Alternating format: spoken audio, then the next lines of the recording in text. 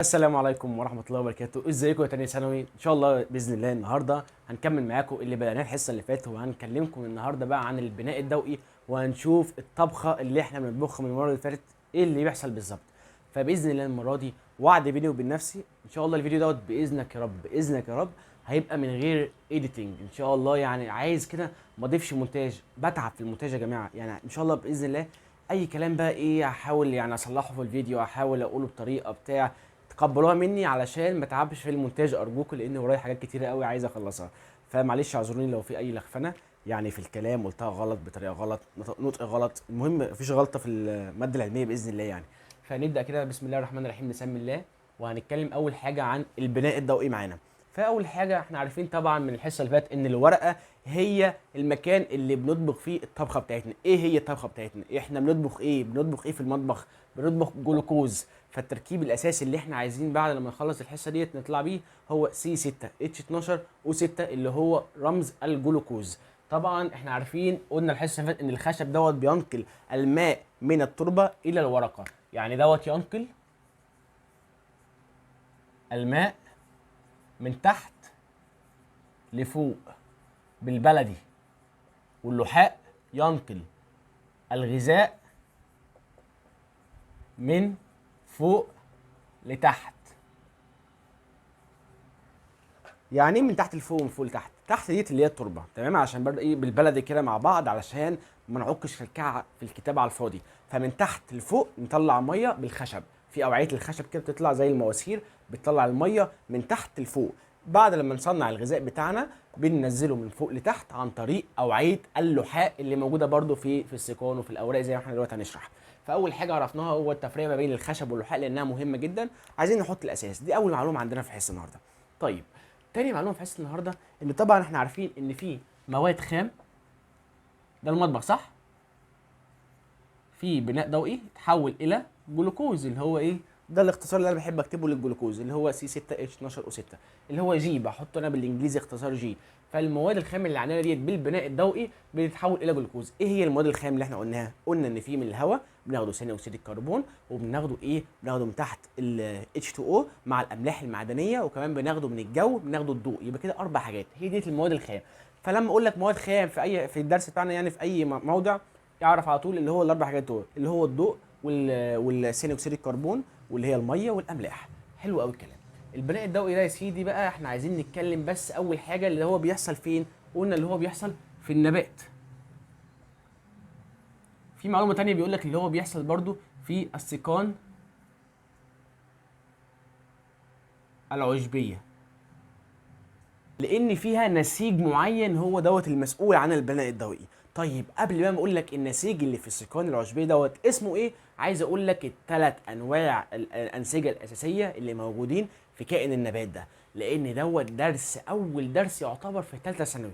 الاساس اللي انا هقوله دلوقتي ركز معايا ركز معايا، فتح مخك بقى، فتح مخك. اللي انا هقوله دلوقتي دوت اساس ثالثه ثانوي، فمش عايز اعيد اي حاجه في ثالثه ثانوي ان شاء الله. والله هتدعي لي لو انت فهمت الجزء دوت معايا. فيلا بينا مع بعض واحده واحده هنتكلم على انواع الانسجه في النبات. هم ثلاث انواع مفيش غيرهم. ايه هو؟ اول نوع الخليه عامله كده بالمنظر ده كده، حلو الكلام، وده اسمه بارنشيم. تاني نوع بقى الخلايا عامله كده،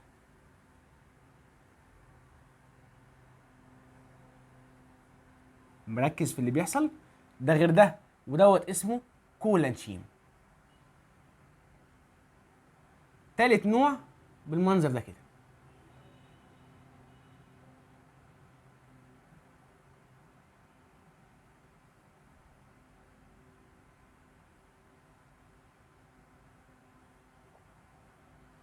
وديت اسمها سكالارانشيم. يبقى ثلاث انواع من الانسجه، بارانشيم وكولانشيم وسكالارانشيم. زي ما انت شايف في فرق ما بينهم. ايه هو الفرق؟ هتقول لي هقول لك هنا في مسافات، مظبوط، هنا مفيش مسافات، مظبوط، هنا كده شكلها مختلف تحس اللي هو شكل هندسي، مظبوط. انت كده كل استنتاجك لحد دلوقتي صح. طيب ديت المسافات اللي هنا ديت مسافات بينيه للتهويه موجوده في نسيج بارنشيم، اسمه كده نسيج بارنشيم، ودوت اسمه نسيج كولانشيم، ودوت مغلظ المسافات دي اتغلظت في النص كده، اتغلظت بايه؟ بماده اسمها سيليلوز. استنى بقى عليا بقى، احنا خدنا الاسم ده قبل كده، خدنا قبل كده. السليلوز دوت عباره عن جلوكوز متحد مع بعض عمل ماده معقده اسمها سليلوز. السليلوز دوت موجود في كل جدار خلايا النبات كلها، يعني موجود في الجدار ده، وموجود في الجدار ده، وموجود في الجدار ده. جوه الجدار كده لو بصينا بالميكروسكوب هنلاقي ماده السليلوز موجوده. طيب انما هنا بقى في الكولانشيم السليلوز ترسب في المسافات البينيه. الكولانشيم دوت ركز معايا ما تتوهش مني، الكولانشيم دوت عباره عن ان هو نبات او انسجه بارنشيميه، كانت في الاصل زمان انسجه بارنشيميه وتحولت مع مرور الوقت لما ترسب فيها ما بين في المسافات البينيه وعلى الجدران بتاعتها، يعني لحوسناها كده سليلوز في كل حته على الجدران وبره في كل حته، بقت اتحولت الى عيله الكولانشيم، وديت فيها ماده السليلوز. حلو الكلام. انما السكلانشيم تحس اللي هي كده صلبه شويه واشكال هندسيه معينه، يعني اكنه معين هكذا، يعني شكل خماسي شكل رباعي وهكذا. دوت بقى في ماده اسمها ليجنين، ده ما في ماده اسمها ليجنين دوت مترسب في الخلايا ديت. فاول حاجه كده عرفناها ان عندنا الخشب واللحاء بينقلوا بقى، طبعا الخشب بينقل الماء من فوق لتحت، الخشب بينقل الماء من تحت لفوق من التربه الى الورقه، واللحاء بينقل الغذاء من فوق لتحت. طيب عندنا بقى بعد كده عرفنا اللي هو الورقه ديت ده الغذاء بتاع النبات اللي بيتكون فيها. وطبعا قبل ما نخش ونقوله السيقان العشبيه فيها نسيج نوعه ايه، اتكلمنا على الثلاث الانسجه الرئيسيه اللي موجودين في النبات. عندنا بارنشيم، كولانشيم، اسكالارنشيم. افهم الجزء ده كويس علشان دوت اول درس في ثالثه ثانوي. ما تضيعش وقت ثالثه ثانوي، خليك باشا، خليك كل حاجه فاهمها، ما تضيعش وقت. لو حاولت تخلص كل الحاجات اللي هي مرتبطه بثالثه ثانوي وانت في ثانيه ثانوي من دلوقتي، هتستريح في ثالثه ثانوي والله العظيم. اسال مجرب واسال، يعني معايا تجارب طلاب كتير قوي مختلفه بالمنظر دوت، لما بيعرفوا واقول لهم على الحتت ديت حتت موجوده في ثالثه ثانوي بشكل اساسي وبيلعبوا فيها، العيال بتركز عليها من وهي في ثانيه ثانوي، يطلعوا ثالثه ثانوي حاطين رجل على رجل، بشوات بالمعنى الحرفي. فعندنا البارنشيم والكولانشيم والسكالانشيم. البارنشيم فيها مسافات بينيه وطريه شويه، الكولانشيم انشف شويه من البارنشيم وفيها سيلولوز متلحوسه، انما السكالانشيم متلحوسه الاثنين وانشف وانشف وانشف من البارنشيم والكولانشيم. تمام كده؟ يعني ديت متينه، ديت مثلا متينه نص نص، ديت ايه ضعيفه هشه هكذا، يعني نفس المعنى. انما بس السكان العشبيه ديت فيها نسيج يسمى كلورانشيم كده، كلورانشيم، مش كولانشيم، كلورانشيم. عارف كلر بالانجليزي كده، كلر اهي، دي كلر، اعتبرها كلر كلورانشيم. انما ديت كولانشيم على طول، انما ديت كلورانشيم. انت صح في السكان العشبيه. وكمان في النبات دوت طبعا بيقوم بعمليه البناء الضوئي، والسيقان العشبيه تقوم بعمليه البناء الضوئي لان فيها نسيج كولورانشيم وليس كولانشيم. ركز ما بينهم علشان ما تقعش بينهم في الاختيارات وتخسر درجه على الفاضي. ركز ما بينهم. ديت كلر انما كولانشيم على طول ديت فيها سيلولوز، انما ديت موجوده في السكون العشبيه، والسكون العشبيه ديت برضو بيتصنع الغذاء. يعني مش الغذاء بس بيتعمل في الورقه بتاعت النبات، لا لا لا لا، في كمان بعض السكان اللي هي سكان عشبيه اللي فيها ماده او نسيج الكولورانشيم، دي برضو تقوم بتصنيع الغذاء. لما تقول برضو بتصنيع الغذاء بتقوم برضو محولاه على اللحاء، واللحاء طبعا يوزع الغذاء الى جميع اجزاء النبات. تمام؟ ديت برضو يعني عشان مش دقيقه قوي، مش ينقل الغذاء من فوق لتحت، لا، ينقل الغذاء من المكان بتاع المطبخ اللي هو الورقه وينقله الى جميع اجزاء النبات. تمام؟ مش شرط بقى من فوق لتحت، جميع اجزاء النبات حتى لو موجود يمين او شمال في اي حته، ورا على الظهر في الجنب في اي حته. تعالى بقى نمسح كده يا باشا، نمسح الكلام ده كله، امسح. بص بقى، مش عايز تركز معايا، ركز. هنا هنكتب كده ورقه، والورقه جواها ايه؟ بص السهم يقول لك جوه الورقه ايه؟ الورقه فيها طبعا خلايا، وجوه الخلايا في حاجه اسمها بلاستيدات. الله عليك، وادي رسمه البلاستيدات. جميل يا اخي، ايه الكلام الجميل ده؟ كلام تحفه، كلام مفهوم. طبعا الورقه دي عباره عن خلايا، اي حاجه في الدنيا عباره عن خلايا، وطبعا الورقه جواها بلاستيدات. وطبعا احنا عارفين من الحصه الاولانيه البلاستيدات الخضراء هي ديت المسؤوله عن الطبخ، هو ده المطبخ اللي احنا بنعمل فيه الجلوكوز اللي احنا عايزينه. فكويس قوي، كويس احنا وصلنا بقى للبلاستيدات. كويس، يلا بينا تعالى بقى ندرس البلاستيده.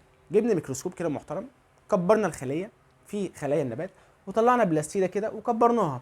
بص بقى يا سيدي، قال لك انها عباره عن عدسه محدبه بالمنظر ده كده، محدبه كده. محدبه ليه محدبه؟ علشان تعرف تجمع الهواء. العدسه لما تكون محدبه كده بالمنظر ده كده، لما تكون العدسه كده ديت بتعرف تجمع الهواء. ديت عندها قدره على تجميع الضوء. تجميع الضوء يا جماعه، ما تسيبنيش كده يا جماعه اغلط، صلحوا لي على طول، اكتبوا لي تحت في الكومنتات ايه يا عم اللي بتقوله ده. على طول بتعمل ايه؟ بتجمع الضوء. هو ايه اللي هتجمعه؟ احنا بنتكلم هنا على البلاستيدات ديت، هي ديت اللي بتمتص الضوء. احنا عايزين نمتص الضوء. الضوء دوت مفيد في عمليات البناء الضوئي، ودلوقتي هنعرف بيعمل ايه بالظبط. فالضوء بيتجمع في العدسه المحدبه بطريقه احسن. سبحان الله، ربنا خلقنا في احسن تقويم، صح ولا ايه؟ صح. فصنع ربنا او خلق البلاستيده انها على هيئه عدسه محدبه بالمنظر ده كده. اوكي، فيها غشاء مزدوج. غشاء مزدوج زي ما انت شايف كده، غشاء مزدوج من بره. ده احنا دلوقتي بندرس ايه؟ بندرس البلاستيده الخضراء. البلاستيده الخضراء ديت اللي بتجمع الضوء اللي بيحصل فيها البناء الضوئي. ركز معايا، ركز معايا، مش عايز اخبط بقى وارزع كتير بقى. ركزوا معايا يا جماعه، بالله عليكم ركزوا معايا، وانزل اعمل سبسكرايب في القناه كده وظبط الدنيا كده. ها، ظبط لي كده الدنيا كده وولع لي الدنيا والكومنتات واللايكات كده. ها، يلا بينا. مش موضوعنا ده، بس نتكلم بقى على ايه على ايه اللي هو البلاستيده ديت فيها ايه؟ غشاء مزدوج. فين الغشاء المزدوج اهو؟ مزدوج اهو. مزدوج ولا مش مزدوج اهو يا ابني؟ مزدوج اهو، مش سنجل، لا دبل اهو، دبل اهو، مأنتم اهو. يبقى غشاء مزدوج دوت 10 نانو. مش مهم، معلومه تافهه ملهاش اي معنى. يعني ايه 10 نانو؟ السمك بتاعه يا جماعه 10 نانو ديت يعني 10 يعني 10 نانو ديت يعني 10 من مليار. يعني يا جماعه بص، من مليار المتر، يعني حاجه كده فظيعه، حاجه كده صعبه، حاجه قليله قوي قوي. سبحان الله سبحان الله، حاجات بسيطه قوي بتعمل ادوار فظيعه هايله. فده بقى عشان كده احنا بندرس العلم دوت. كل ما تدرس حاجه قول سبحان الله، سبحان الله اللي فيه الحاجات دي كلها. ده طبعا في الطبيعه، ده موجود في كائن حي زي النبات. برضه عندنا حاجات فظيعه جدا موجوده في جسمنا جونا، في الكائنات الحيه برضه زي الانسان. حاجات تسبح ربنا، تقول ايه ده، ايه الجمال ده، ايه الروعه دي. حاجات كده يعني عقل بني ادم ما يستوعبهاش. ازاي حاجه بالصغر دي، حاجه ما تشافش بعين مجرده، بتعمل الدور الكبير الهائل ده. سبحان الله. فسبح ربنا كده ايه، عشان ربنا يكرمك يا ابني في السنه دي وتعدي على خير بقى، وتخش ثالثه وتعدي بقى وتخش كليه وتخلص بقى من الاحياء دي بقى. ها، وتخش بقى كده كليه طبيه، كليه محترمه ولا حاجه، اي كليه ألسن برضه كليه محترمه وكل حاجه. كليات ياما قوي محترمه. يا جماعه خلينا في موضوعنا بالله عليكم. ها، يلا بينا نكمل الكلام. غشاء مزدوج 10 نانو، تمام، ده السمك بتاعه. طيب تاني حاجه بقى عايز ادرسها هنا برضو في البلاسيه ديت، في حاجه اسمها ستروما. يعني ايه ستروما؟ ممكن اكتبها بالانجلش بعد اذنكم. ستروما. طيب كتبتها بالانجلش وبعدين انا حاسسها كده لايقه اكتر. ليه؟ لانك هتاخدها في الكليه وهتحس انك سمعتها في انهي حته قبل كده. طبعا انت كل حاجه مترجمه هنا العربي، فمش هتفتكر انك سمعتها في ثانوي. فلما كده انجلش كده هتعرفها. ستروما ديت يعني الارضيه. اي حاجه في الدنيا علشان يعني مثلا تبقى موجوده لازم اعمل لها ارضيه. زي ايه مثلا؟ البيت اللي احنا فيه دوت، البيت اللي انا ساكن فيه مثلا، لازم يكون فيه ارضيه الاول، بعد كده اطلع بالبيت. اي حاجه في الدنيا، اي حاجه لازم احط لها الاساس، الهيكل. مثلا لما ربنا خلقنا، وهتاخد كده الكلام دوت ان شاء الله في فصل الدعامه، اول فصل ثالثه ثانوي باذن الله. ان لما ربنا خلق الانسان، خلق اول حاجه العظم. العظم لما ربنا خلقه كساه لحم. ليه؟ لان حط الاول الهيكل، ده الهيكل العظمي، الارضيه. بعد كده كساها لحم. ينفع يكسر حاجه ما فيهاش ارضيه اصلا؟ فين الارضيه عشان اللي انا احط عليها اللحم؟ هحطه على الارض؟ لا، ما لازم احطه على ايه؟ على كده عظم، على هيكل عظمي. يبقى الستروما ديت يعني ديت هيكل البلاستيده. دي هيكل البلاستيده ديت تتكون من ماده بروتينيه عديمه اللون. معلومه كده، يلا على الطريق، يلا نخش على اللي بعده. الخروط اسمها ايه؟ خروط ايه الشرط ديت او الحاجات دي كلها عندك في الكتاب اسمها ايه؟ جرانا. ايه الجرانا ديت؟ مهمه جدا، مهمه. ده هنكتبها هنا دلوقتي. الجرانا ديت ده بقى درس برضو النهارده، من ضمن درس النهارده الحاجات المهمه اصلا اللي احنا بندور عليه في البلاستيده. جرانا. جرانا. يبقى كده ايه؟ بندرس الورقه، وجوه الورقه في حاجه اسمها بلاستيدات، وجوه البلاستيدات في حاجه اسمها جرانا. الجرانا عباره عن ايه؟ عباره عن زي ما انت شايف كده حبوب بالمنظر ده كده، اقراص. الاقراص ديت كلها ده كورس بيعملوا حبيبه. ديت كلها على بعضها كده اسمها حبيبه، ودي اسمها حبيبه. انما الواحده الشرطه الواحده منهم اسمها كورس، تمام.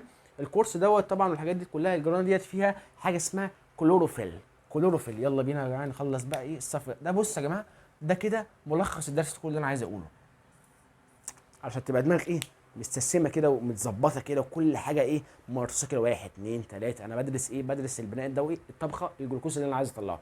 يعني احنا دلوقتي طول الحصه بندور على الجلوكوز، عايزين نطلعه باي شكل، فلازم نتعرف على المطبخ، لازم نشوف بقى فين الحوض وفين السكاكين وفين المعالق وفين الملح وفين، نعرف كل حاجه فين الثلاجه. احنا كده بندرس ايه؟ مكونات الايه؟ المطبخ، عشان لما نعمل طبخه نبقى عارفين احنا هنعمل ايه. فالجرانه جواها ايه؟ كلوروفيل. كلوروفيل، بلاش كلوروفيل، ممكن نسميها اصباغ. طب ليه ما سميتهاش اصباغ من الاول؟ لان هي المفروض اصباغ، ولكن الاصباغ دي انواع، انا كتبتها اصباغ يعني في صبغه وصبغه وصبغه وهكذا. انما الصبغه الاساسيه اللي هي مكتسحه، اللي هي يعتبر 70% من الصبغه اللي موجوده في البلاستيد او موجوده في الجرانه، هي الكلوروفيل. فمجازا يعني بنكتبها كلوروفيل، انما هي اصباغ. تمام؟ يعني الورقه فيها بلاستيدات والبلاستيدات فيها جرانه، والجرانه ديت عليها حاجه اسمها كلوروفيل او اصباغ. خلينا في الاصباغ احسن، عشان دلوقتي ايه لسه ما تعرفش كلوروفيل. فيلا بينا نشوف اللي بعده. بعد كده في نقط نقط نقط نقط كده بالاحمر زي ما انا ايه راسم لك كده. النقط ديت اسمها نقط نشا. نشا يا كبير. ايه النشا ده؟ لسه قايلين دلوقتي هي عباره عن ايه؟ جلوكوز جلوكوز جلوكوز جلوكوز جلوكوز جلوكوز، جلوكوزات كتير كتير كتير عاملين كده مركب هو النشا. برضو السلوز عباره عن جلوكوز جلوكوز جلوكوز، بس النشا دوت بقى عباره عن معقد اكتر واكتر، دوت بقى من المعقده اكتر واكتر. ليه بقى في نشا عندنا في البلاستيده جوه؟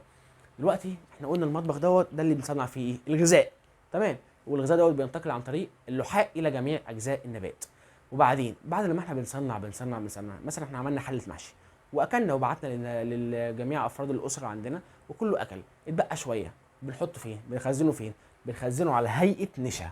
والنشا موجود فين؟ النشا موجود في البلاستيده الخضراء. تمام؟ يبقى النشا دوت عباره عن جلوكوز جلوكوز متجمع كده ايه كله على بعضه، فاهم؟ فعملنا كده مركب ضخم اسمه نشا، اللي هو الحبايه الصغيره دي اسمها نشا. النشا دوت موجود جوه البلاستيده. فدلوقتي عرفت بقى ايه هو النشا وايه هي الجلوكوز وهو القصه دي كلها. النشا عباره عن مجموعه جلوكوزات، والجلوكوز دوت هو الغذاء بتاع النبات. حاجه حلوه قوي وسهله. الحاجات ديت ايه ده يا باشا؟ تخيل كده ايه ده؟ دي ان ايه. الله، دي ان ايه. مش الدي ان ايه دوت موجود في النواه؟ مفاجاه كبيره، الدي ان ايه برضو موجود في البلاستيدات الخضراء. معلومه برضو علشان ما تبقاش كده يعني، فاهم؟ يعني لما حد يسالك هو الدي ان ايه بس موجود في النواه، لا لا لا، موجود كمان في البلاستيد الخضراء. ده بالنسبه للنبات، احنا بنتكلم على الكائن الحي النبات، لان الانسان اصلا ما عندوش بلاستيد خضراء. هل احنا بنعمل بناء ضوئي؟ هنحتاج بقى المطبخ بتاع النبات دوت يكون عندنا؟ لا، مش عايزين مطبخ، احنا عايزين مطبخ في جسمنا، مش عايزين مطبخ، مش عايزين بلاستيده خضراء. يعني مش ما عندناش دي ان ايه في البلاستيد، يعني ما عندناش اصلا بلاستيده عشان يبقى عندنا دي ان ايه جواها، ولكن موجود في دي ان ايه في مكان تاني غير النواه. فهتبقى عارف برضو ان الانسان برضو والنبات الدي ان ايه مش مقتصر اللي هو موجود في النواه بس، لا، هو الاساسي موجود في النواه، انما برضو في اماكن تانية، مثلا في الانسان موجود في الميتوكوندريا. ولكن دوت ايه، دي كده ايه معلومه عشان لو عايز تتفشخر بيها على حد، انما مش معلومه في الدرس خالص بتاع النهارده. فركز في درس النهارده احسن. ها، ركز لي، ها ركز لي ركز لي. يبقى كده خدنا ايه؟ 5 حاجات، 1 2 3 4 5. اول حاجه غشاء مزدوج اهو، مزدوج اهو. ستروما، الهيكل اللي هو ماده بروتينيه عديمه اللون. جرانا جرانا جرانا جرانا جرانا اللي فيها ايه؟ كلوروفيل. هندرس دلوقتي الكلوروفيل وهنعرف ايه اللي هي يعني الاصباغ، هنعرف ايه الانواع الاصباغ. في كلوروفيل، وفي مثلا كلوروفيل الف، كلوروفيل ب، وفي زنسوفيل، وفي كاروتين. في كده 4 حاجات احنا هندرسهم باذن الله دلوقتي. ف وبعد كده خدنا النشا. النشا دوت الحبوب اللي هي المنقطه ديت كده في النص. النشا دي عباره عن مجموعه جلوكوزات ديت ايه بنستخدمها في اوقات معينه، لما النبات مثلا ما يبقاش عنده او مثلا كسلان ان هو يعمل بناء ضوئي، او عنده وات ايفر اي حاجه مش بيعمل بناء ضوئي يعني بسبب ايا يكن يعني، او بيعمل بناء ضوئي بس مش كافي، فبياخد من المخزن، بياخد من الخزين اللي هو ايه؟ الخزين اللي هو عنده النشا اللي موجود في البلاستيد الخضراء.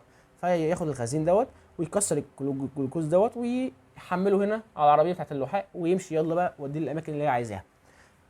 خامس حاجه بقى عندنا في البلاستيده الا وهي الدي ان ايه. تمام؟ حلو قوي الكلام. نتكلم بقى على الاصباغ. عندنا كام نوع من الاصباغ يا باشا؟ عندنا 4 انواع علينا. ماشي. مش عارف اقف ازاي عشان اكتب، بس هحاول اقف هناك كده. شايفين كده؟ ان شاء الله تكونوا شايفين. بص يا باشا، كلوروفيل، بعد كده نكتبها ايه؟ الف. كلوروفيل ب، زنسوفيل، معلش الاسماء تقيله، احفظ بقى، خليك جدع بقى. كاروتين. 4 حاجات، ايه هما؟ 4 اصباغ، والاصباغ موجوده على الجرانه، والجرانه فين؟ جوه البلاسيدا، والبلاسيدا فين؟ جوه الورقه. السطر دوت لخص لك الدرس كله بامانه، والله بامانه مش هتلاقي حد يعمل لك الكلام ده كله. ده كده ملخص الدرس، السطر دوت ملخص الدرس، بس ادرس السطر ده، ادرسهولي. ده بس عايزك تدرسه، احفظه، احفره. تمام. كلوروفيل الف، كلوروفيل ب، زنسوفيل، كاروتين. حلو قوي الكلام. الكلوروفيل الف والكلوروفيل ب والزنسوفيل والكاروتين دول عباره عن ايه؟ بص يا سيدي، دول عباره عن صبغات. الصبغه بتبقى الوان، صح ولا ايه؟ لو انا مثلا دلوقتي سيدات مثلا لما يحبوا يعملوا ايه صبغه في شعرهم، اروح اصبغ النهارده، اروح اصبغ اصفر، اروح اضرب انا بقى ايه، واحده نبيتي عليهم كده الوانات غريبه، اروح اضرب مثلا بطيخي، عنابي، اي الوانات غريبه كده بيضربوها في شعرهم. بعد احنا دلوقتي شباب بقينا نضرب برضه اصفر وحاجات غريبه كده بنشوفها في العيد، يعني حاجه غريبه. كلوروفيل الف وكلوروفيل ب، ده اللون بتاعهم عباره عن ايه؟ بص يا سيدي، اخضر، اخضر. الله. طب افرق ما بين الف وب ليه؟ ازاي يعني؟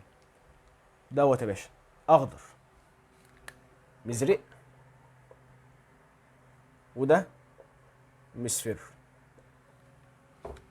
يعني ايه اخضر مزرق واخضر مصفر؟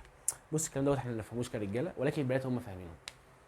يعني على حد علمي، يعني لحد علمي لحد دلوقتي، ان اخضر مزرق عايز يقول اللي هو يعني اخضر غامق، اللي هو عارف الاخضر التقيل، حاجه كده خضر، بس انا مش لابس حاجه خضر دلوقتي، حاجه خضر تقيله، يعني يعني خضار غامق كده، عشان كده بيقول لك اخضر مزرق. انما لما الخضار يبقى فاتح بيبقى اخضر مصفر. الله عليا. يا جماعه بالله عليك البنات كلها تاكد لي كده في الكومنتات، هل الكلام اللي انا بقوله دوت صح ولا انا بفتي ولا ايه؟ عشان انا حاسس ان انا بفتي، بس ان شاء الله صح يعني. وعندنا بقى الزنسفيل والكاروتين عايزين نشوف لونهم برضو زي ما عملنا فوق. هنكتب هنا اصفر واصفر. الله يا اخي، الله. الله. انت بقى ممكن بالاستنتاج تستنتج لي دوت، تقول لي اصفر ايه؟ كاروتين، كاروت. كاروت بالانجليزي يعني ايه؟ يعني جزر. الكاروت يعني جزر، والجزر لونه ايه؟ برتقاني. يبقى دوت اصفر برتقالي. وهو الاصفر معروف درجتين، احنا غالبا ما بنعرفش غير درجتين، هو اصفر ليموني واصفر برتقالي. يبقى دوت ليموني. اكتب بقى، اكتب بقى، ما تكسفناش. ليموني، ليموني. يبقى كده زنسوفيل اصفر ليموني، اللي هو اللون الليمون دوت كده، اللي هو اللون المصفر الحلو ده، معرفش لونه ايه بصراحه يعني، انا بخترع. بس هو كلها يا جماعه الوانات، وانا مش انا بدرس لكم احياء، مش بدرس لكم الوانات. فده زنسوفيل اصفر ليموني، وكاروتين اصفر برتقالي. دوت سهل، كاروت يعني برتقالي، سهل قوي، اصفر برتقالي. والكلوروفيل الف، كلوروفيل ب، دوت اخضر مزرق، ودوت الب اخضر مصفر. كلام سهل وكلام بسيط. بص يا سيدي، عايز اقول لك على حاجه. الكلوروفيل دوت تركيبه الكيميائي ايه؟ عشان عليك في الكتاب هكتبه لك فوق كده: سي اتش او ان ام جي. ايه ده ايه ده ايه ده؟ سي 5 5 او 5 ان 4 7 2. ايه اللي انا كاتبه ده؟ ده التركيب الكيميائي بتاع الكلوروفيل. الكلوروفيل الف او ب سوا يعني. سي 5 اتش 2 او 5 ان 4 ام جي. الله، ام جي، ايه الاسم الغريب ده؟ ام جي. معلش احفظه. بس انا حافظه ازاي؟ انا بكتب سي اتش او ان ام جي. حلو قوي، حلو قوي الكلام، زي ما بنكتب ايام ثانوي كده لما كنا نكتب سي اتش او ان، اللي هو كان التركيب بتاع حاجه كده معينه، مش عايز الخفنكم يعني فيها، مش عايز اقولها. المهم يعني كنا بنكتب سي اتش او ان، بعد كده ام جي. هنا بقى بنكتب 5 نفوت دوت ونكتب هنا 5، بعد كده نقص واحد هنا نكتب 4، وطبعا مش هنكتب حاجه. بس الرخمه هنا في الموضوع ده كله اللي هو الاتش، هنكتب بس ايه 72، احفظها باي حاجه بقى، 72 تبع الاهلي باين، رقم تبع الاهلي مش عارف، انا مش في كوره، فاحفظها 72 وخلاص. فسي 5 اتش 2 او 5 ان 4 ام جي. والام جي دوت ده مفيد ليه؟ ده اللي ليه دور كبير جدا جدا جدا في امتصاص الضوء. ايه ده؟ هو المركب دوت ما تسرحش، المركب ده كله موجود فين؟ ده المركب بتاع الكلوروفيل. والكلوروفيل دوت قلت لك ايه؟ هو دوت الحاجه الاساسيه اللي بتمص الضوء، اللي بتسحب الضوء الشمس، هي ديت اللي بتسحب ضوء الشمس. الحاجه الاساسيه ليه بنسبه كام يعني؟ الكلوروفيل دوت بنسبه 70، والزنسوفيل دوت بنسبه 25، والكاروتين دوت بنسبه 5. ماشي يا بهوات؟ دلوقتي ايه؟ 70%، 70% و25% و5%. ماشي يا بهوات؟ كل حاجه واضحه؟ انا كده يعتبر خلصت. اي دش عندك في الكتاب ما يشغلكش، ارمي. دوت الخلاصه بص يا سيدي، دلوقتي لما انت تطلع ثالث ثانوي ولما تخلص خالص ثانويه عامه اصلا، يعني 3 سنين لما تخلصهم كلهم وتخش جامعه، مش هتفتكر اي حاجه من الدش اللي عندك دوت غير المعلومات الاساسيه. الاسماء ديت، الخضار الجميل دوت، الامتصاص الضوء الحلو دوت، المصنع البلاستيزي الحلوه ديت، مصنع البناء الضوئي. هتفتكر الاساسيات. فاي دش عندك 10 بقى، 5 من 10 هنا، اصل 7 من 10، اصل في اقراص بتخش على اقراص عشان تزود مساحه السطح. يعني هنا مثلا الكتاب كاتب لك هنا في اقراص بتخش على اقراص بديهيا، يعني بيقول لك في اقراص كده ساعات بتخش هنا. انا استفدت ايه يعني؟ بيقول لك ساعات كده بيحصل كده، ولما يحصل كده بيحصل ليه كده؟ علشان تزود مساحه السطح. ما هو كده مزودت مساحه السطح. كلام يا جدعان بديهي يعني. عدي عدي، فاهم انت؟ عشان برضه ايه ما تعطلش، ما تفضلش ايه تهرش لي كده تقول لي ايه ده، ايه يعني الاحياء صعبه قوي. لا الاحياء سهله. بسط الدنيا نفسك، اكتب عندك الملاحظات المهمه. خلصت انت كده دراسه، شوف بقى ايه، العب واخرج واعمل اللي انت عايزه. ما تقعدش كده ايه جنب الكتاب تقعد تعيط لي عشان المعلومات صعبه. انت اللي بتصعبها على نفسك. خد الامور ببساطه. واحنا دلوقتي مش بنحضر ماستر ولا حاجه، احنا دلوقتي بندرس كل حاجه ببساطه عشان ناسس نفسنا لثالث ثانوي، اهم حاجه. وبعد كده نعدي باذن الله للبر الامن ان شاء الله في جامعه يعني، وربنا يكرمكم كلكم باللي انتم بتحلموا بيه. فدلوقتي هسيبكم مع فيديو كده هنتكلم فيه عن تركيب الورقه، ونتفرج على حاجات حلوه قوي. بس ماليش هرسمها على السبوره علشان هي واضحه في الكتاب احسن من السبوره. فبقى يعني انا بصراحه مش عشان هي واضحه، انا كسلت ارسمها على السبوره. فانا هشرحها لكم على الكتاب اللي هي يعني في البورد اللي هنظهر لكم دلوقتي، وترجعوا لي بقى علشان اكون مساحه السبوره، ونبدا معاكم آلية البناء الضوئي. يلا بينا. يلا يا شباب كده نتكلم بقى عن تركيب الورقه. الورقه يا سيدي زي ما انت شايف كده، دي الزرعه بتاعتنا اهي اللي على الشمال ديت، جذر وساق واوراق ونبات اخضر عادي زي ما اي زرعه موجوده في الحياه. وكبرنا كده ورقه وطلعناها. طبعا الورقه انت عارف انها فيها ايه من فوق ومن تحت، فيها سطح علوي وسطح سفلي. السطح العلوي بنسميه بشره عليا، والسطح السفلي بنسميه بشره سفلى. تعالى بقى لو جبنا ميكروسكوب كده وكبرنا الورقه ديت، هيطلع لنا ايه؟ ادي البشره العليا او السطح العلوي، وادي البشره السفليه والسطح السفلي. الخط ده كله، خط الخلايا ده كله دي البشرة العليا، وخط الخلايا اللي تحت ده كله دي البشرة السفلى. طيب ايه اللي فوق الخلايا البشرة العليا؟ شايف كده في بتاع بني كده فوقيه، ده كيوتين. كيوتين يا جماعه. الكيوتين ده دوره ايه؟ ده بيمنع فقد الميه عشان يحافظ على الميه اللي موجوده جوه النبات وما تتفقدش بسرعه. مثلا النبات دوت محطوط في بيئه صحراويه، محطوط في بيئه جافه، محطوط في بيئه شديده الحراره وشديده الشمس عاليه جدا، فبالتالي ما يتبخرش الميه بكل سهوله. لازم يكون في طبقه من الكيوتين فوق وتحت علشان تحميه.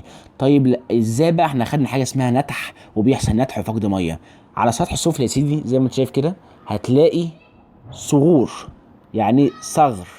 صغر يعني حفرة كده او مكان مفتوح، صغر كده. ده صغر هو موجود هنا، الفتحة ديت، الفتحة ديت ده صغر، والفتحة ديت ده صغر. الصغر دوت هو ده اللي بيفقد المية. المية كده بتطلع من الصغر ده كده لما نفقد المية بعملية النتح. زي ما احنا عارفين اللي هي عملية العرق اللي بتحصل في الانسان، هي بقى مقابلها عملية النتح اللي بتحصل في النبات. طبعا الصغر دوت عليه خلايا حارسة. يعني ايه خلايا حارسة؟ نمسح كده واوريك الخلايا الحارسة عاملة ازاي.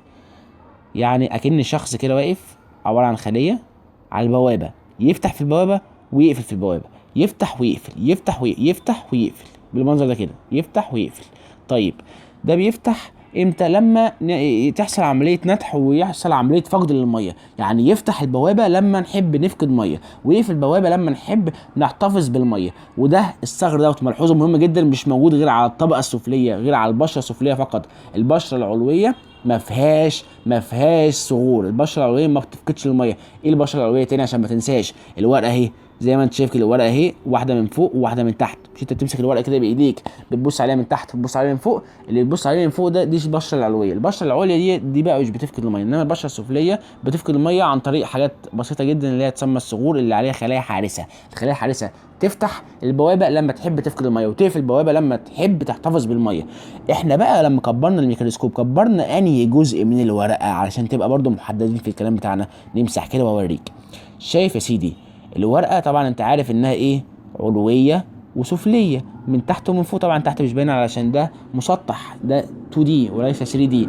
من تحت طبعا في بشره سفليه، ومن فوق في بشره علويه زي ما مكتوب لك كده. وفي النص بقى احنا بقى كبرنا اللي في النص ده يا سيدي، كبرنا المنطقه اللي في النص دي، كبرناها.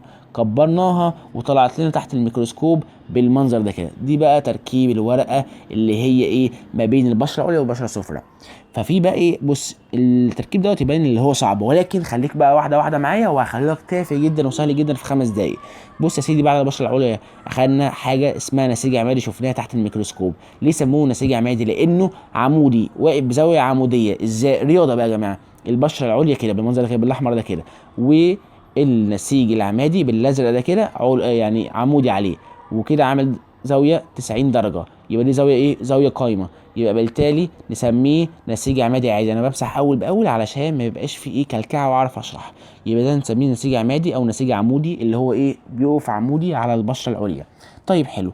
النسيج العمادي دوت فيه بلاستيدات خضراء، ودي اكتر حاجه بتعمل بناء الضوء. يبقى فين البلاستيد الخضراء؟ البلاستيد الخضراء احنا عارفين ان هي في الورقه، بس في انهي حته بقى من الورقه؟ يعني تخصص جوه التخصص لازم تعمل حاجه يعني ايه ادق. العلماء بيحاولوا يوصلوا لصوره ادق، لقوا ان البلاستيدات الخضراء موجوده في النسيج العمادي بصوره كبيره جدا جدا جدا جدا. ومش كده وبس، لا، النسيج العمادي دوت مثلا لو انا جبت كده واحد من النسيج العمادي دوت وطلعته بره وكبرته بالمنظر ده كده، هنلاقي ان البلاستيدات الخضراء هنا كتير كتير كتير، ولما ننزل تحت تقل. لما ننزل تحت تقل زي ما انت شايف كده. يعني فوق مثلا في 1000 واحده، تحت فيه 100 بس. فاهمني؟ بالمنظر ده كده. وكل الكلام ده يتطبق على النسيج العملي ده كله يمين وشمال. طيب حلو قوي. نمسح كده اول باول علشان ايه الدنيا تبقى نظيفه معانا ونعرف نشرح على النظافه وعلى رواقه. بص يا سيدي، بعد النسيج العمادي هنلاقي نسيج اسفنجي. ايه نسيج الاسفنجي؟ الحاجات كده اللي هي ايه ملهاش شكل معين، ديت اللي هي ايه شخبطه كده، تحس ان هي خلايا متشخبطه كده، ولا هي دايره ولا هي مستطيل ولا هي مربع ولا هي اي حاجه. حاجه كده ايه مش اخده اي شكل، اي شكل خلاص يخطر عليك ترسمه. ده النسيج الاسفنجي. ليه بقى كده يسموه نسيج اسفنجي؟ لان اولا في ما بين الخلايا في اماكن واسعه قوي، اماكن واسعه قوي. شايف البياض ده؟ كل دي اماكن واسعه، فراغ. دايما السفنج اللي احنا موجود في بيتنا عامله كده السفنجه، وده بيبقى فيها فراغ في النص، صح ولا ايه؟ غير كده وكده الخليه ذات نفسها فيها منقره كده. ازاي منقره؟ شايف النقر ديت؟ النقر اللي في الخلايا ديت، دي نقر دي. النقر ديت عشان كده سموها نسيج اسفنجي، لانه شبه السفنج منقر كده في النص. طيب يبقى كده ايه في بشره فوق وبشره تحت، وفي النص نسيج عمادي ونسيج اسفنجي. يبقى كده سهله جدا، بشره عليا بشره سفلى وفي النص عمادي واسفنجي، كده سهله. يبقى كده خلصنا كده الجزء ده كده، وخلصنا الجزء ده كده. تعالى بقى في المعمعه اللي الجزء اللي في النص ده. بص يا سيدي، احنا عارفين النسيج البرانشيم والسكلارنشيم والكولانشيم اللي احنا لسه واخدينهم في اول الدرس. فبص بقى يا سيدي، هنا بيقول لك من غير ما يقول لك يا سيدي، من غير ما تبص على السهم ويقول لك كاتب ايه دلوقتي، ده مغلظ ولا مش مغلظ؟ مغلظ. طب الخلايا ديت مغلظه ولا مش مغلظه؟ الخلايا اللي هي تحس لها اللي هي مثلا لونها بني شويه او بني فاتح كده، او شوف على حسب الكتاب عندك متلونه بايه. هنا كده تحس اللي هي سوده كده ومغلظه جامد ما بينهم كده بالحبر التقيل، انما هنا مفيش تغليظات. يبقى ديت نسيج كولانشيمي دواير هي مغلظه عاديه، دواير مغلظه عاديه. وهنا نسيج بارانشيمي اللي هي دي اللي هي مش مغلظه، اللي هي البيضه واللي حواليها يعني خط صغير قوي كده بني. سهله قوي. نمسح بس كده عشان الكلكعه اللي احنا عكيناها ديت ما تتلخفنش في اللي انا بقوله. بسيط قوي قوي قوي يا جماعه. فوق وتحت بشره عليا سفلى وما بينهم عمادي واسفنجي، سهل قوي. تعالى بقى اللي في النص. اللي في النص ايه؟ درسنا ان هنا ده كده على بعضه نسيج كولانشيمي، وده كده نسيج بارانشيمي. حلو قوي. النسيج اللي بالاحمر دوت، ده اللي بالاحمر ده كده زي ما انت شايف كده، اللي بالاحمر ده كده ده الخشب يا سيدي اللي بينقل الميه من تحت لفوق من التربه الى جميع اجزاء النبات علشان يدي الميه لجميع اجزاء النبات، وبالاخص الورق عشان تعمل بناء ضوئي. فكده الميه هنا بتطلع، ولما تطلع هنا تخش بقى على الايه على النسيج البرانشيمي اللي موجود حواليها. لان احنا عارفين معلومه ان النسيج البرانشيمي دوت ما بينهم مسافات بينيه، فبالتالي المسافات البينيه دي تسمح بانها تخش ما بينها الميه تتغلغل، ومن المسافات البينيه تتغلغل الى باقي خلايا الورقه زي ما انت ايه شايف بالمنظر ده كده. نمسح كده يا سيدي ونكمل لك اخر حاجه يعتبر في الرسمه ديت، الا وهي اللي منقطه ديت. اقرب لك كده اللي ما بين الخشب، مش دي الخشب ده كده الخشب صح؟ ده كده ايه اوعيه الخشب، وده كده ايه اللي منقر ده كده. اللي منقر ده همسح لك كده، همسح لك تاني عشان تشوف. اللي منقر ده كده ده اوعيه اللحاء يا سيدي. دي اوعيه اللحاء. ازاي بقى اوعيه اللحاء اللي احنا خدناها جنب الخشب اهي، تحت الخشب على طول، تحت الخشب زي ما انت شايف.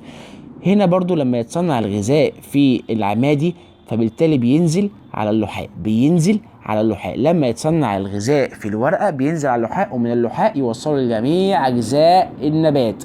سهله جدا وبسيطه الرسمه خالص. حد عنده اي مشكله في الرسمه؟ الرسمه بسيطه وسهله على نفسك خالص، سهله قوي قوي.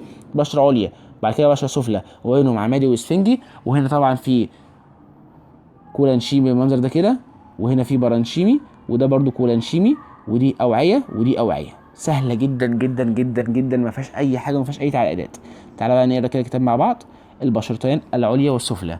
طبعا كل بشره من طبقه واحده، طبقه واحده بس، خط واحد كده، ايه زي ما انا قلت لك، من الخلايا البارنشيميه برميليه الشكل، على هيئه برميل. يعني ولا هي مستطيله ولا هي دايره، لا دي برميليه. برميليه يا جماعه لما تشوفها 3 دي زي البرميل بالظبط، لان الخلايا دي موجوده 3 دي في جسمنا. تخلو من الكلوروفيل. معلومه مهمه جدا جدا جدا، انها ما فيهاش كلوروفيل. ما فيهاش ايه؟ ما فيهاش كلوروفيل، يعني مش بتعمل بناء ضوئي، لان الكلوروفيل دوت مهم جدا لانه بيجمع الضوء. الجدار الخارجي طبعا في كيوتين، ما عدا الصغور اللي موجوده في خلايا البشره السفلى. تمام، احنا عارفين ان ده الصغور دي بتعمل ايه؟ بتفقد الميه، وعليها خلايا حارسه لما تحب يعني تحتفظ بالميه. الخلايا الحارسه بتقفل البوابات. ثانيا بقى النسيج المتوسط او الميزوفيلي. انهي ده يا جماعه؟ ده بنسميه نسيج ميزوفيلي او نسيج متوسط. ميزوفيلي، تمام. احفظ الاسمين عشان مهم جدا، واحفظه كمان بالانجلش علشان برضه هيقابلك في الكليه كتير. ميزوفيلي، ميزو دايما ده المتوسط. طيب، بيقول لك طبعا يقع بين البشرتين العليا والسفلى، وتخترق العروق. العروق دي اللي هي يا جماعه بالبلدي يعني الاوعيه بتاعت الخشب واللحاء، مش بالبلدي دي معناها العلمي. طيب، الطبقه العماديه اللي احنا اخدناها او النسيج العمادي، طبعا زي ما انا قلت عمودي على البشره، وكمان صف واحد برضو من خلايا برانشيميه مستطيله، وفيها بلاستيدات خضراء.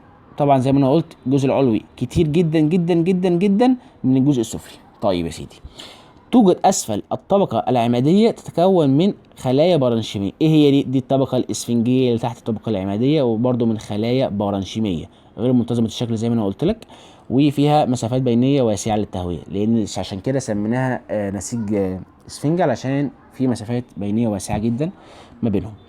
وتحتوي خلاياها على بلاستيدات خضراء بنسبه اقل من الخلايا العماديه. يعني الميزوفيلي هي اللي فيها البلاستيدات الخضراء، ولكن الطبقه العماديه فيها كتير، وبالاخص الجزء العلوي، والطبقه الاسفنجيه اقل من الطبقه العماديه. فلو جينا رتبناها هنرتبها من فوق لتحت تنازليا.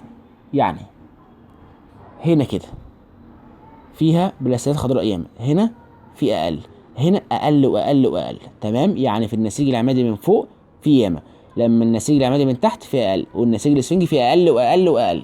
طيب حلو الكلام، تنازليا يا جماعه من فوق، من الكبير للصغير. النسيج بقى الوعائي ثالث حاجه. طبعا الحزم الوعائيه دي داخل العروق والعريقات، وهوريك دلوقتي العروق والعريقات اللي موجوده. تعال نوريها لك على طول. زي ما انت عارف ان الورقه عباره عن كده، صح ولا ايه؟ دي كده الورقه، بتخش كده في عرق وسطي. العرق اللي موجود دايما في النص ده عرق وسطي، دايما اللي موجود في النص كده، وبيطلع منه عروق على الجنبين، والعروق دي اللي بيطلع منها عريقات اصغر، عريقات اصغر، عريقات اصغر. تمام، يبقى كده في عرق وسطي في النص، وبعد من العرق الوسطي يطلع عروق، والعروق بتطلع عريقات. ودي طبعا اللي شايله الخشب واللحاء اللي بيوصلوا الماء والغذاء من فوق لتحت ومن تحت لفوق. حلو قوي الكلام. طبعا الحزمه الوعائيه الرئيسيه ديت في العرق الوسطي، عشان ده العرق الوسطي، ده العرق الفرع سوري العرق الرئيسي اللي بيتفرع بعد كده الى عروق اصغر واصغر. ده بقى طبعا احنا عارفين اوعيه الخشب دي بتعمل ايه بالظبط، واللحاء بتعمل ايه بالظبط، فالكلام دوت مش هنعيد عليه خلاص تاني لان احنا عارفينه. و بس كده يعتبر احنا كده خلصنا الورقه، ونخش بقى نكمل الدرس بتاعنا، ويلا بينا. رجعوا لي بقى تاني كده يا شباب، يلا بقى نتكلم على آلية البناء الضوئي. فان نيل، العالم فان نيل دوت بقى ايه. انا بس بتك على ال ازاي. انجلش يا جماعه، انجلش، خدوا كورسات. فان نيل معرفش اتكلم انجلش اصلا، بهزر. فان نيل دوت العالم دوت جاب بكتيريا الكبريت، اسمها بكتيريا الكبريت الخضراء والارجوانيه. في منها بكتيريا كبريت خضراء، وفي منها لونها ارجوانيه. ما علينا، جاب البكتيريا ديت. قبل ما يقول لك جاب البكتيريا دي، احنا لما خدنا التغذيه الذاتيه الحصه اللي فاتت قلنا ان التغذيه الذاتيه بيحصل في النباتات الخضراء وبعض انواع البكتيريا، والنوع دوت بقى دوت نوع من بعض انواع البكتيريا اللي بتعمل ذاتيه تغذيه، فبالتالي برضو عندها تصنيع غذاء، عندها تصنيع جلوكوز، فجابها ودخلها المعمل بقى وعشان نشوف ايه اللي هيحصل وايه اللي هيتم من تفاعلات كيميائيه. جاب كده ايه البكتيريا. طبعا البكتيريا دي عباره عن خليه واحده بس، يعني ايه بسيطه خالص، بسيطه خالص. يعني ايه بسيطه؟ يعني هل تعتقد الكلوروفيل اللي جواها هيبقى كلوروفيل معقد ولا كلوروفيل بسيط؟ مثال قبل ما تجاوب عشان ممكن تتلخفوا.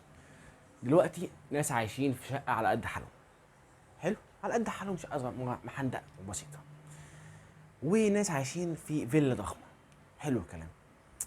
تفتكر المطبخ بتاع مين هيبقى معقد اكتر وفيه بقى حاجات كتير بقى واوض بقى وترابيزات وبتاع وحلل وانواع واشكال والوان، فاهم؟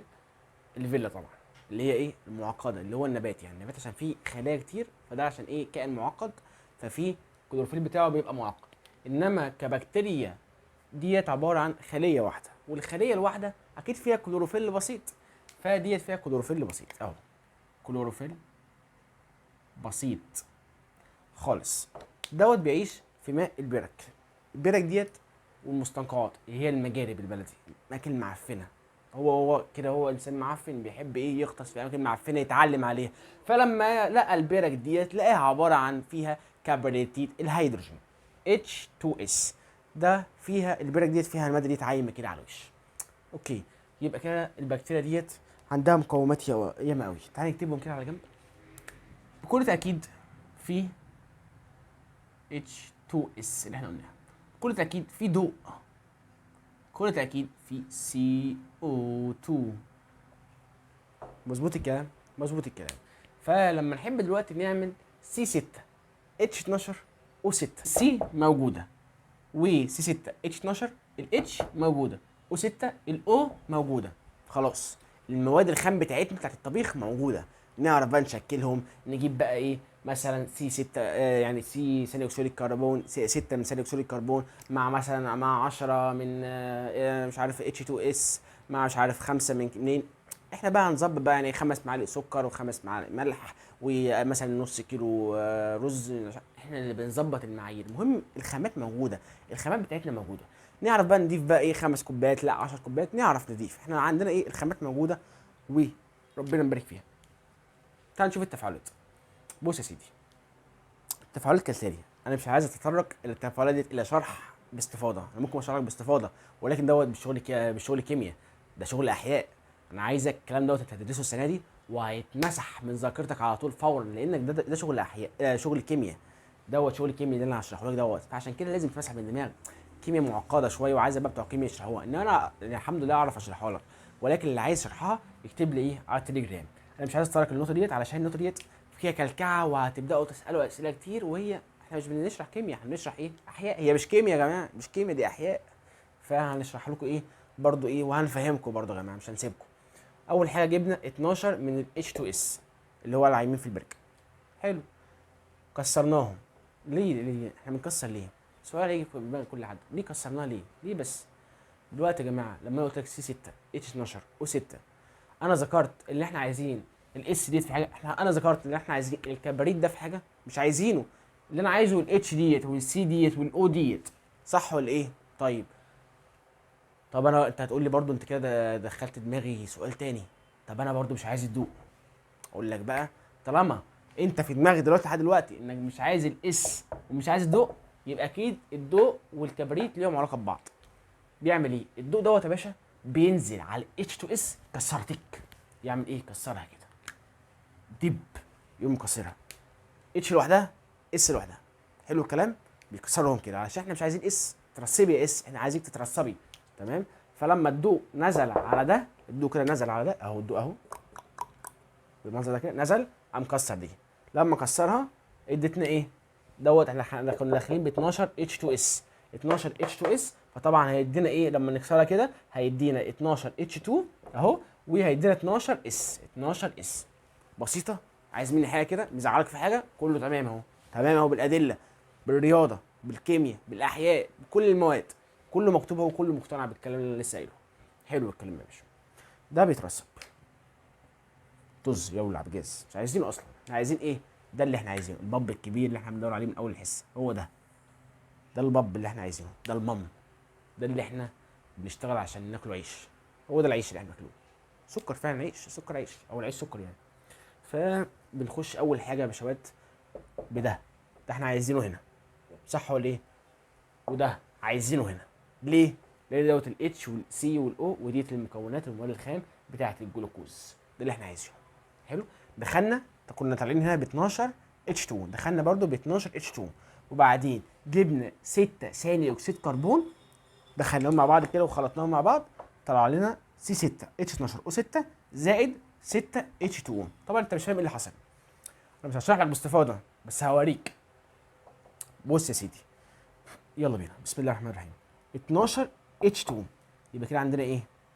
12 في 2 24، معانا 24 اتش. ممكن اكتبها لك كده عشان ما تلخفنش معايا.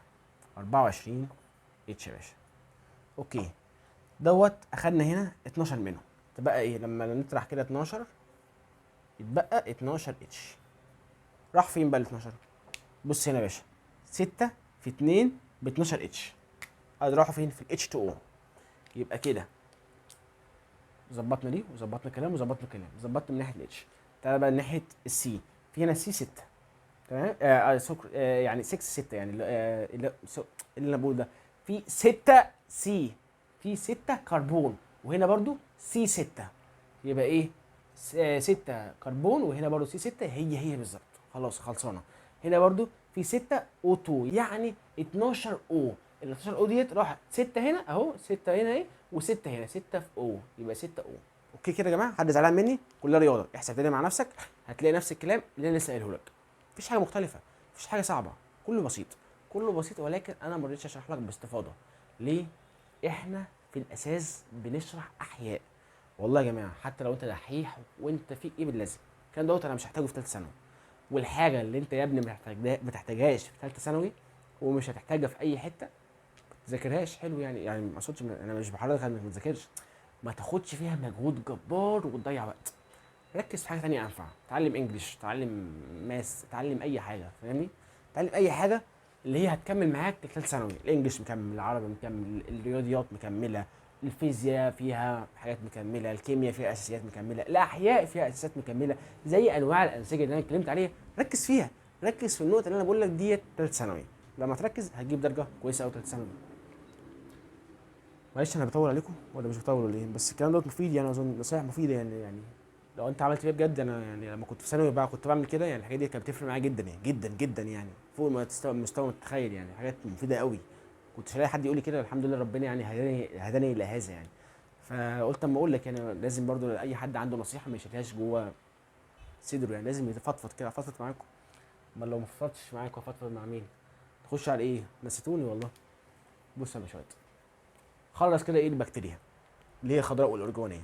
قال لك حلو كلام، هخش بقى اعمل نفس التجربه ديت على الورق بتاع النبات، اللي هو النبات يعني.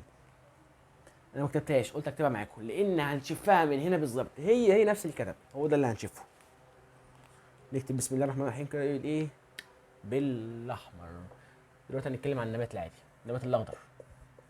طبعا النبات الاخضر ما فيهوش اتش 2 اس، ده فيه ايه بداله؟ فيه اتش 2 او، وطبعا فيه ضوء الشمس موجود، وطبعا في هنا ايه؟ سي او 2. بقول لك احنا بنشف بالظبط، ده موجود، دي المواد الخام. احنا عايزين نعمل ايه؟ الباب الكبير دوت، السكر، الجلوكوز اللي هو سي 6 اتش 12 و6، عندنا اتش وعندنا او وعندنا ايه؟ وعندنا سي وعندنا او كمان. الله، حلو ماشي.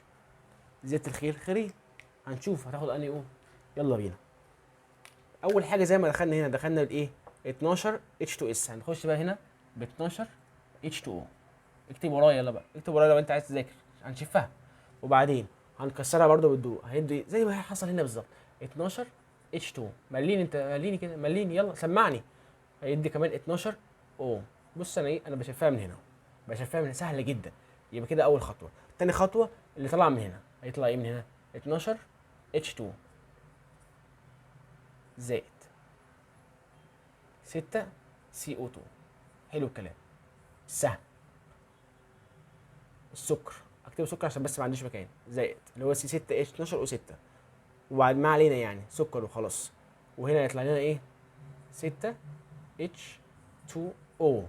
حلو قوي قوي قوي، كلام كده جميل. ده بقى بالنسبه للنبات العادي. يبقى البكتيريا الخضراء والارجوانيه هي نفس النبات العادي، نفس المعادلات، نفس كل حاجه.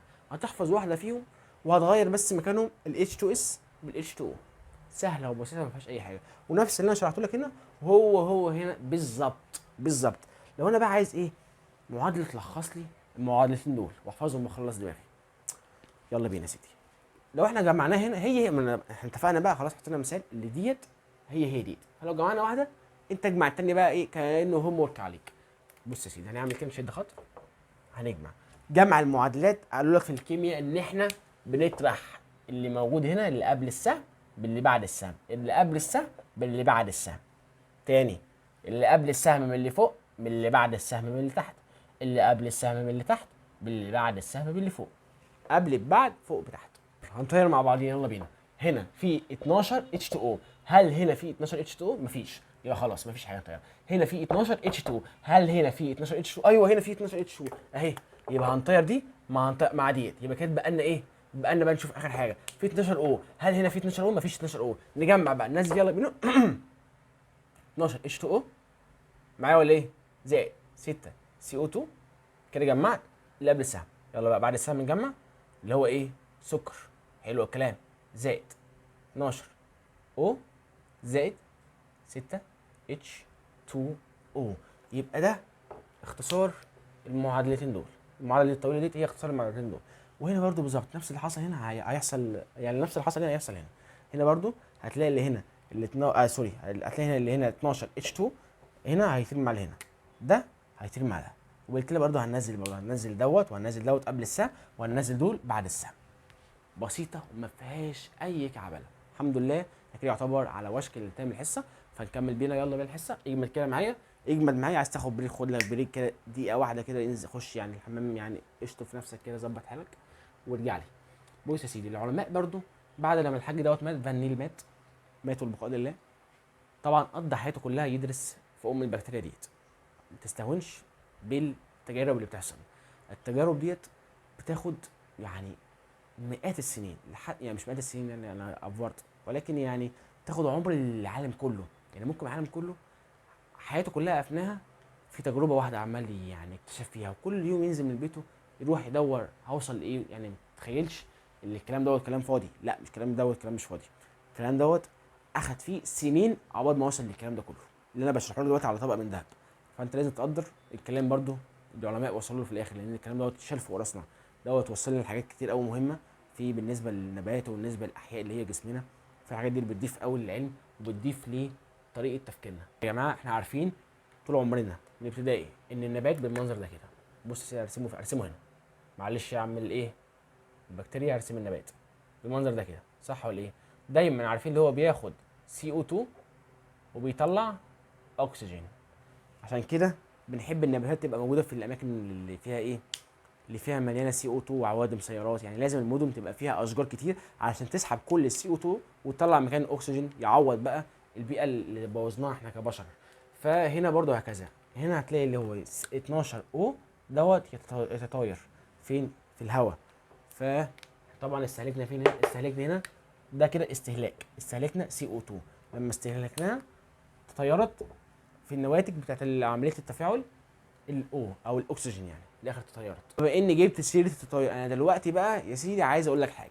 الكيمياء بتقول لك ان عمر ما الاكسجين يطير كده ايه 12 او ديت، الاكسجين يطير كده زي ما انا لسه راسمها O2، يبقى ديت ما تنفعش. 12 او ديت ما تنفعش، لا هنختزلها لكلمه ثانيه اللي هي سي 6 O2. هي نفس 12 او، وهنا برضو هكذا. ديت لا ما تنفعش، هتبقى 6 O2. عشان كده ديت ينفع نحط عليها السهم بتاع التطاير، انما ديت ما ينفعش. كده غلطه كيميائيه شنيعه، اوعك تقع فيها وانت بتجمع. جمع صح. لما يطلع لك او لوحدها في اي معادله انت جربتهم مع بعض وخليها O2 وظبطها. هنا برضو هكذا ظبطناها على ايه؟ على انها تبقى 6 O2، وهنا برضو 6 O2. ركز معايا. في مجموعه من العلماء بعد كده جم بعد فان نيل حبوا يعرفوا الاكسجين اللي بيتطير دوت من النبات، هل هو جاي من الاو ديت اللي موجوده في الميه ولا من الاو ديت اللي موجوده في CO2 اللي هي ثاني اكسيد الكربون. هو طبعا كمعلومه يعتبر مش مفيده لينا، ولكن العلماء الحاجات دي طبعا مفيده ليهم لانها يعني بعد كده بيوصلوا منها لحاجات تانية مختلفه مش علينا طبعا نعرفها. ولكن احنا بندرسها ليه؟ بندرسها علشان تفتح ادراكنا لحاجات دلوقتي هنشوفها. اللي في حاجه اسمها اكسجين نظير، او في حاجه عامه في الكيمياء اسمها نظائر. يعني الاكسجين دوت في واحد منه ب 16، في واحد منه في ايه 18. انا مش بتكلم على عدد الذري اللي موجود تحت، لا انا بتكلم على العدد اللي موجود فوق. طبعا الكيمياء بقى الكلام دوت ان شاء الله هتكون ان شاء الله باذن الله هتاخدوه في ثانيه ثانوي، يا الترم الاول يا الترم الثاني، فعلى حسب انا مش متذكر قوي، بس في نظائر. فالاكسجين برضو في نظائر منه، في يعتبر ايه 3 نظائر، في 6، في او 16 وفي او 17 في او 18. ده الاو 16 الاو اللي فيها رقم 16 دوت النظير ده العادي، ده مش نظير، ده الاكسجين العادي. انما الاو 18 دوت ده النظير، وده مش اي نظير، ده نظير مشع، يعني بينور كده، بيطلع اشعاع، بيزنهر كده، بيزدهر، فممكن يبان على طول. فدلوقتي العلماء جابوا اول حاجه زي ما هتشوف كده، تجربه وتجربه تانية. تجربه مره حطوا هنا 18 وحطوا هنا 18، يعني دي تجربه ودي تجربه تانية. في تجربه جابوا الميه اللي هي بالنظير المشع، وفي تجربه تانية جابوا ثاني اكسيد اللي هي بالنظير المشع اللي هي 18 واللي هي 18. وهنا بقى جابوا ايه CO2 عادي عادي عادي، وهنا جابوا ميه عاديه.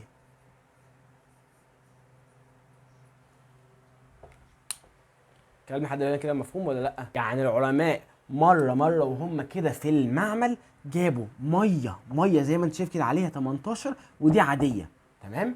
وشافوا اللي طلع في الاخر الاكسجين اللي طلع دوت طلع مشع ولا طلع مش مشع. وبعد كده جابوا مره ميه عاديه ومره ثاني اكسيد مشع، يعني فوقيه 18 الاو فوقيها 18، وشافوا بقى المره دي الاكسجين اللي طلع هل مشع ولا هل مش مشع. دوت طبقوه على طحلب اسمه كوليرا، طحلب اسمه كوليرا.